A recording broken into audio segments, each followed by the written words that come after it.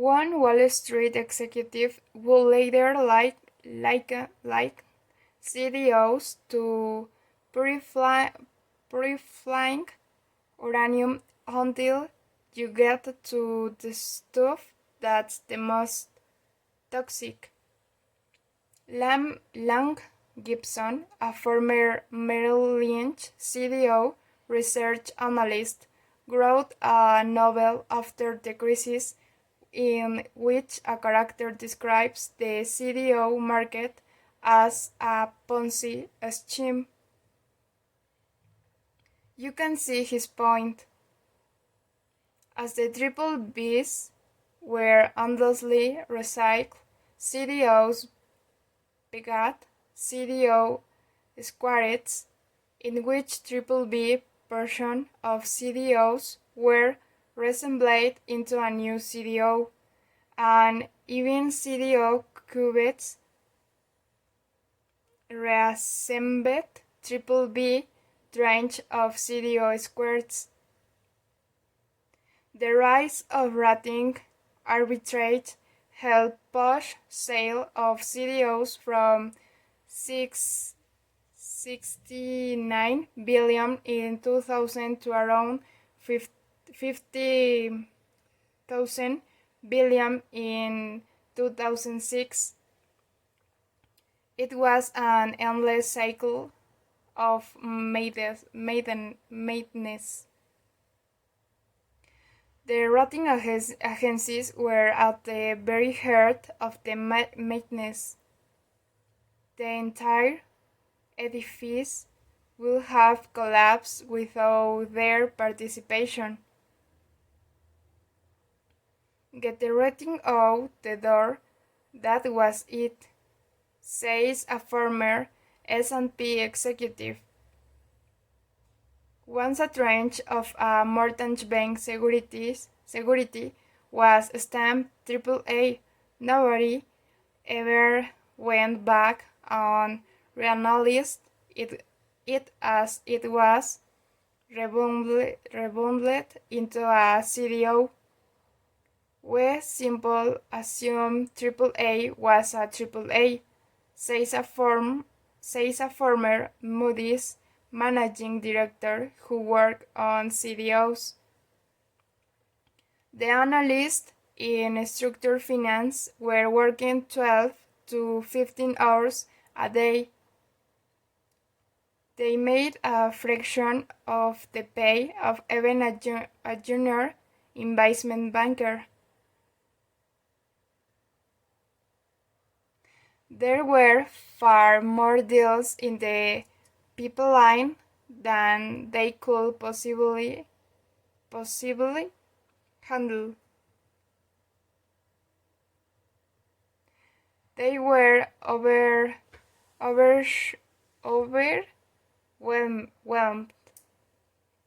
We were growing so fast he couldn't keep staff, and we were grossly underexcused, recalls a former Moody's structured finance executive. Moody's top brass, he says, though the mania will end with home practice flattening out, and as a result they wouldn't add staff because they didn't want to be stuck with the cost of employees if the revenues slowed down. They were so stingy, he says. At both Moody's and S&P firm employees say there was a move away from hiring people with backgrounds in credit and toward hiring recent business school graduates or foreigners with green cards to keep costs down. And of course, nobody had the time or the inclination to examine the actual mortgage coupon which this entire edifice had been built. If they had done so, if they had taken a hard look at the supreme mortgage that were at the heart of the securities they were rating AAA, it would have meant putting an end to an immensely profitable business. It seems to me that we had blinders on and never questioned the information we were given. A former Moody's executive later wrote, "It is our job to think of the worst case scenarios and model them. Why didn't we envision that credit would tighten after bank loans and housing price would fall after rising? After all, most economic events are cyclical and bubbles inevitable burst."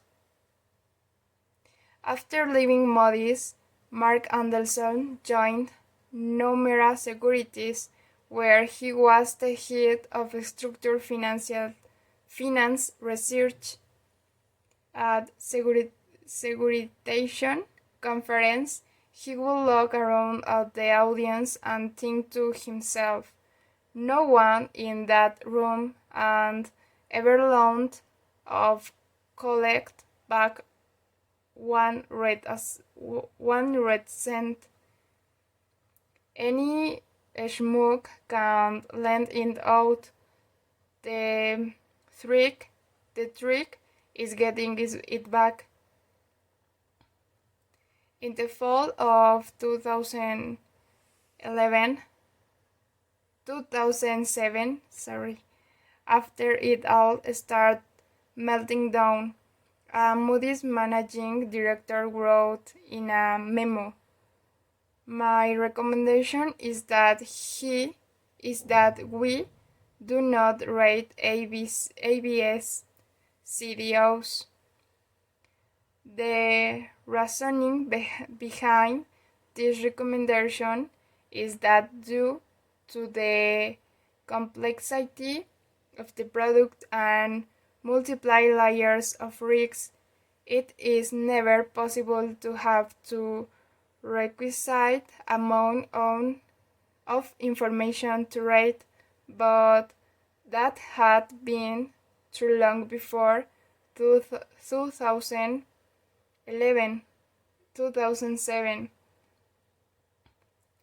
By the fall of 2005, Moody's market capitalization had grown to more than 50 billion. That was roughly the same as Bear Stearns. Yet Bear Stearns had 1,100 employees and 7 billion of revenue, while Moody's had 2,500 employees and 1.6 billion of revenue. 1.6 billion of revenue. Moody's operating margins were consistently over 50%, making it one of the most profitable companies in existence, more profitable on a margin basis than ExxonMobil of Microsoft. Between the time it was spun off into a public company in February 2007, its stock had risen 3,330%. Structured finance was approaching 50% of Moody's revenue, up from to 28% in 1998, in account for pretty much all of Moody's growth. And in August 2007, Brian Clarkson was named president of Moody's. His compensation this year was $3.2 million. I like big bucks and I cannot lie. It was the 2004 holiday seasons and a college student, let's call him Bob, was home in Sacramento. One night out on the town, he met another young man, Slick Daddy G. Bob nicknamed him Slick Daddy G, who was 26, was a large that life personality type, Bob recalls. He had perfectly highlighted blonde hair, short and gut, perfect white teeth, perfect bronzed skin. He also had his own limo driver and a seemingly endless supply of money. Bob joined Slick Daddy G for a night of club hopping, picking up pretty girls and drinking Dom Perignon. The crew ended up at a penthouse apartment. It was just called the P, where an instant party was taking place. A DJ and more girls, booze, and drugs than you can imagine, says Bob. It was one of the crazier experiences of my life to this point. The next morning, Bob asked Slick Daddy G, "What the hell do you do?"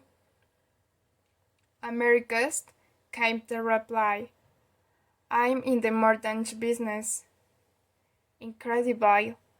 The subprime mortgage business, which had been left for dead, had come roaring back, bigger than ever.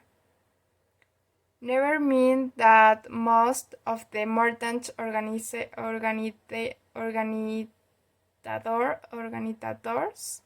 during the first subprime bubble, subprime 1, let's call it, had gone bust, or that giving mortgage to shaky borrowers had led to a rather unsurprising rise in foreclosures.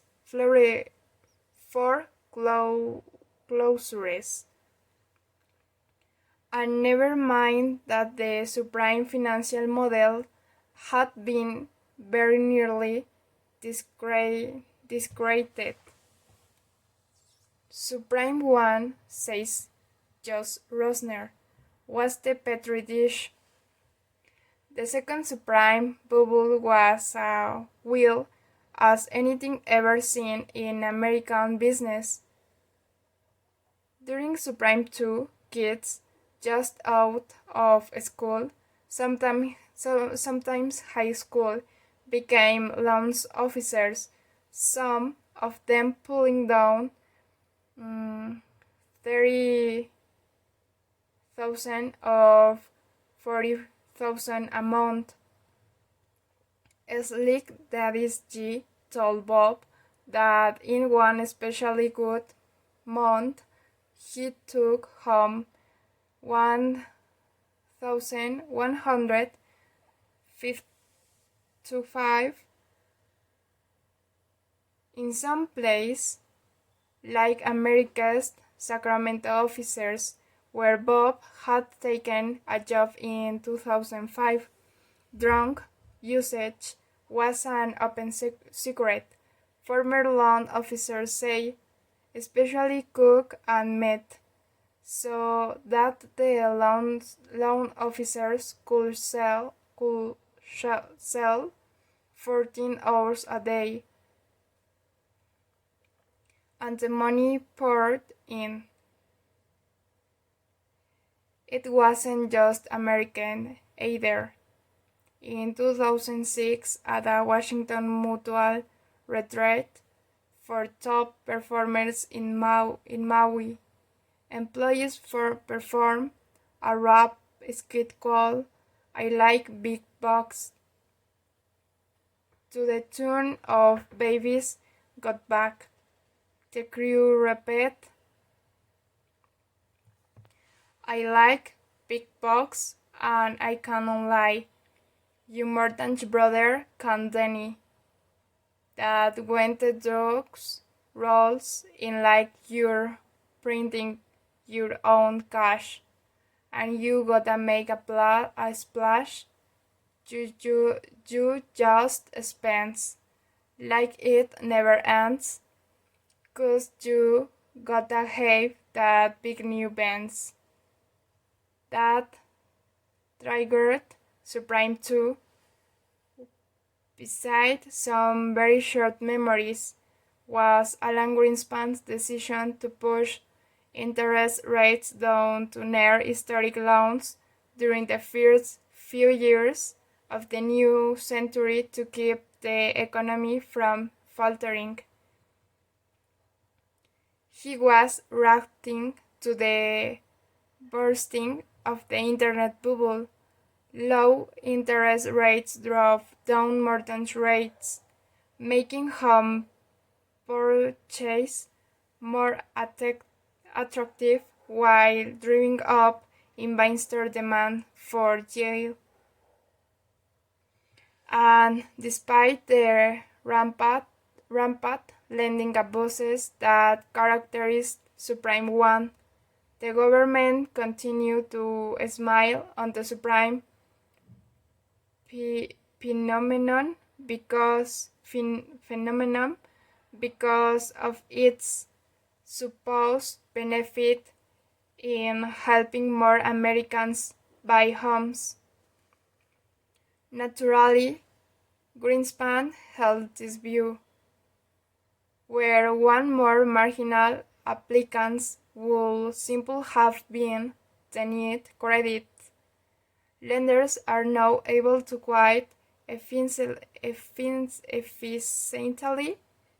count the risks posed by individual applicants and to price that risks accordingly, he said in April 2005. But there was another factor as well. Piece by piece, over the course of nearly 2 decades, a giant money machine had been assembled that depended on subprime mortgage as its raw material. Wall Street needed subprime mortgage that it could package into securitized bonds, and investors around the world want Wall Street's mortgage products because they offered high yields in a low yield environment. Merrill Lynch, Morgan Stanley, UBS,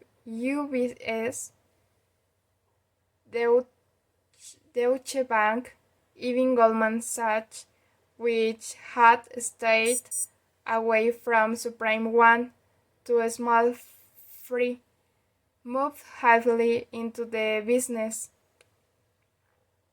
By 2005, the securities industry derived 5.60 billion in revenue from underwriting bonds backed by mortgage and related assets. Fox Pitt Carlton analyst David Tron told Bloomberg that accounted for a staggering 25%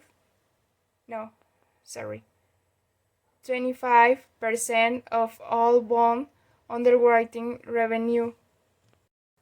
Mortgage originators sought to supply the riskier mortgage Wall Street craved, no matter what. The fraud that took place during Subprime 1 paled in comparison to what happened during Subprime 2. Even borrowers who qualified for a traditional mortgage might be pushed toward a high interest rate subprime product and non-traditional mortgage, meaning those that were more lucrative for lenders than the whole 30 years fixed rate mortgage held by prime borrowers became a whole new category, Alt-A mortgage, they were called. Nor did every prime borrower need to be pushed. As subprime to move into bubble territory, more and more people want so-called affordability products, loans with low teaser rates that will quite quickly reset at a new, higher rate, for instance, or even negative amortization, in which the borrower paid less than the interest due, so that the principal got bigger instead of smaller. Often, borrowers use the low teaser rate in the hopes of flipping their new home at a higher price before the new rate kicked in. Speculation was widespread. The actual purchase of new home was only part of what drove this new bubble. As Rosner had begun to suspect millions of Americans were using subprime mortgage to profit from the rise in the value of homes they already owned. A big chunk of America's business, for instance, was something called cash-out financing, meaning that borrowers financed their mortgage based on the increased value of their homes and pulled out an excess cash for spending. By February 2004, fully two-thirds of the loans made by New Century, another huge subprime lender, were cash-out refis. From 2001 to 2006, more than half the subprime originators and more than one-third of all Alt-A loans were used for refinancings, according to Jackson Thomas, a former economist at the National Economic Council, who is now at the George Washington University Finance Department. According to the Wall Street Journal, total household debt in America doubled from 7 trillions to 40 trillions between 2000 and 2016, 2007. Debt related to housing was responsible for 80% of that increase. And of course, housing prices themselves were going through the roof, which both enabled and exacerbated everything else. Since 1940, according to data compiled by the S&P Case-Shiller Home Price Index, the average home increased in value by 0.7% a year, but between 2001 and 2006, 14 of the 20 largest metropolitan areas in the country saw home values rise by more than 10% a year.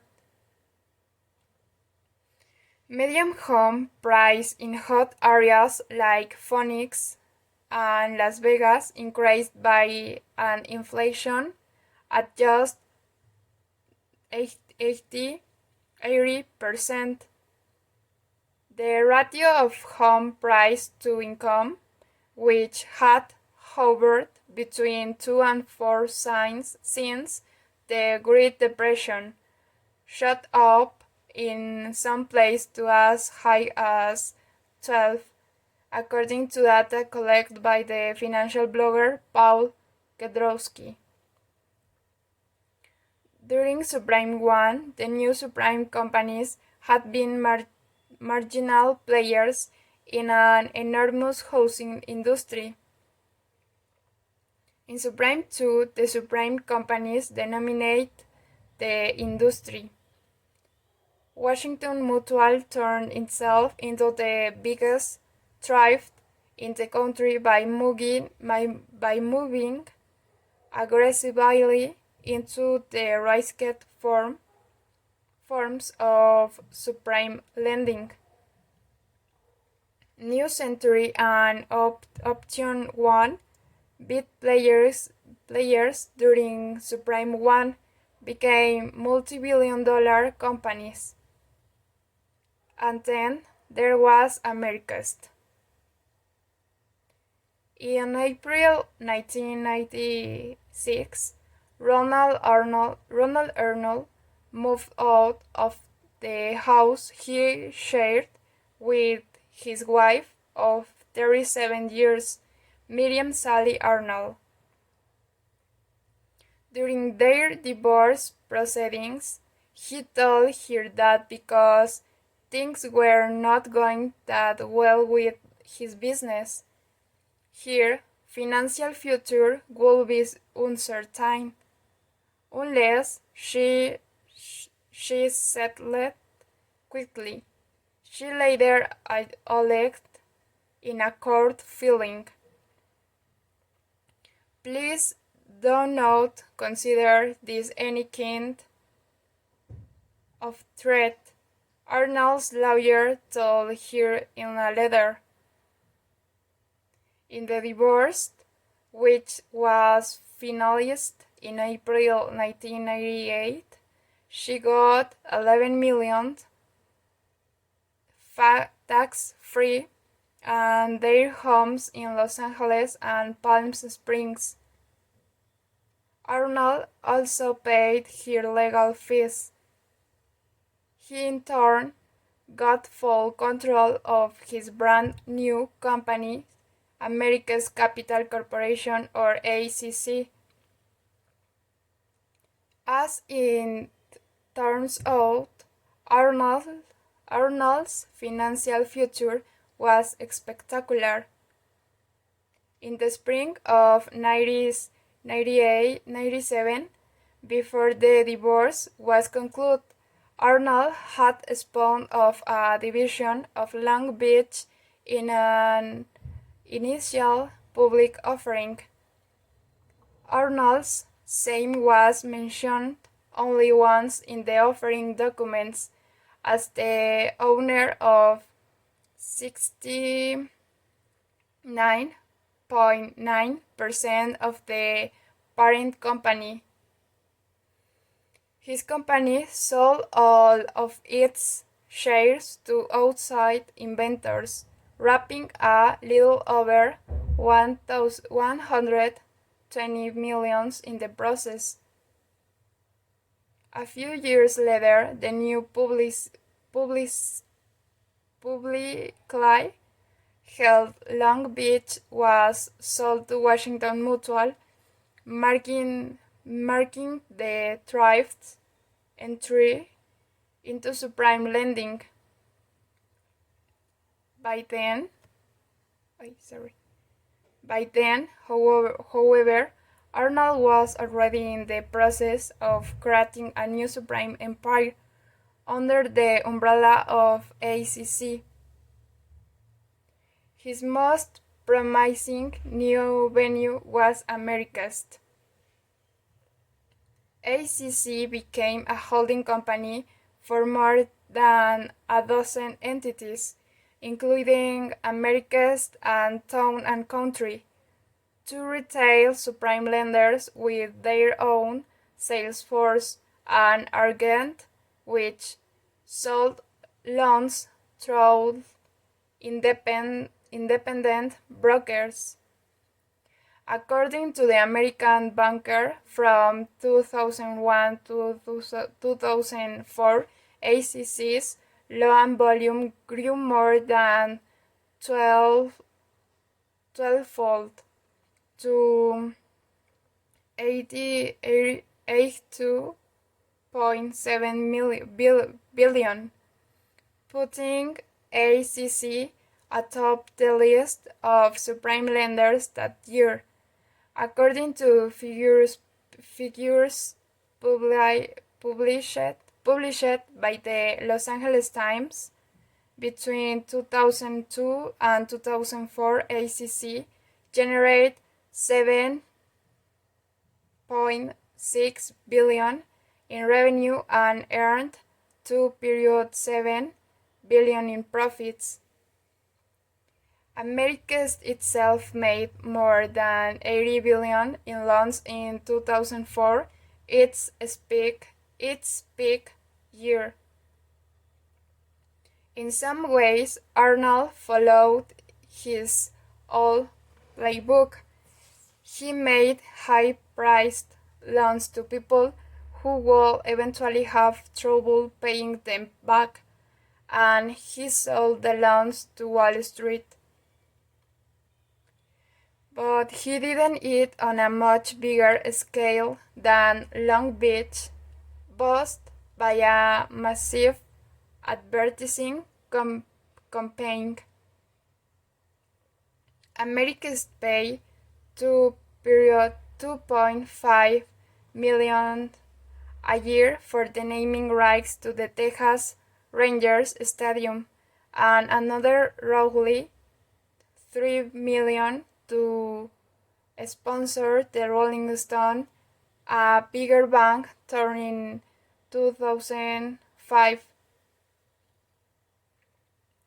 It spends untold sums on commercials, blimps, and sponsorship of everything from NASCAR to the popular BBC program Antiques Roadshow. The company's slogan was "What else?", the proud sponsor of the American Dream. Executives were extremely well paid.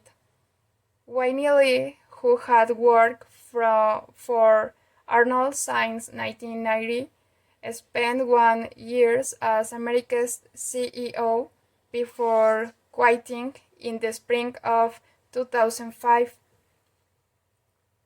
He later said in a deposition that in 2004 and 2005 he had received yearly bonuses of around $5 million on top of his roughly $3,030 in salary. His severance agreement was truly astounding. In return for working a maximum of 25 hours every 3 months and agreeing to neither compete with nor disparage ACC, the company agreed to pay him 50 millions. As for loans officers, they got a small base salary, but made most of their money on commissions, typically 50%, 15% of all the revenue they generate, and the perks were fabulous. Every year, Americans host an event called the Big Spin in Las Vegas for hundreds of top producers. In 2004, Jim Belushi was the MC, and the rock band Dear A Blind played. In 2005, the head of National Sale, Mary Jo Shelton, was shot out of a cannon to start the festivities, and the Black Eyed Peas played. One loan officer, Joe McGregor, just out of college, won a Hummer that year. When someone asked him if he was excited, he replied, "Well, yeah, I've already got one." The company also gave its top 300 loans officers an all expenses paid trip to Hawaii in 2005.